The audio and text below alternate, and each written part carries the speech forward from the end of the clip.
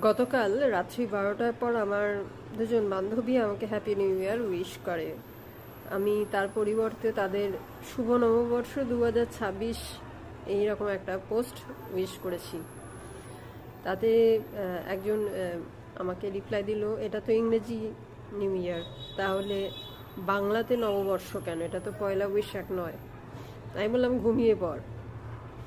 ব্রিটিশরা অনেক দিন আগেই আমাদের দেশ ছেড়ে চলে গেছে, কিন্তু আমরা বোধহয় ব্রিটিশদেরকে ছাড়তে পারিনি।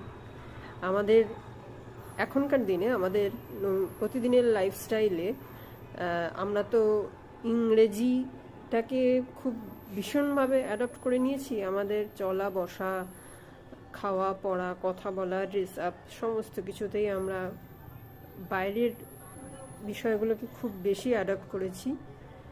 তাই নতুন বছর, সেটা ইংলিশ 100বার ইংরেজি নতুন বছর, কিন্তু সেটাকে যদি আমি বাংলাতে বলি নতুন বছর, তাহলে সেখানে প্রশ্ন কারো কারো মনে ওঠে যে কেন বাংলা।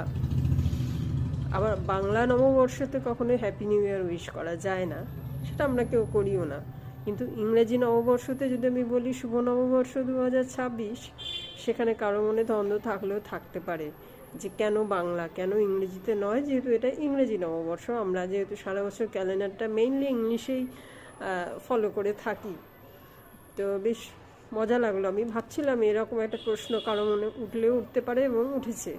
আজ সকালেও অনেকজনকে পাঠিয়েছি এবং একমাত্র একজনের মনে উঠেছে যে কেন ইংরেজিতে আমি উইশ করিনি। এবছর আমি প্রত্যেককে বাংলা নববর্ষ মানে নববর্ষের শুভেচ্ছা জানিয়েছি, বাংলাতেই জানিয়েছি। আমি বাঙালি, আমি যতই ইংরেজি নববর্ষ মানে ইংরেজি ক্যালেন্ডার ফলো করি না কেন, আমি বাংলাতে বলতেই পারি, তাদের কোনো দোষের কিছু আমি দেখি না।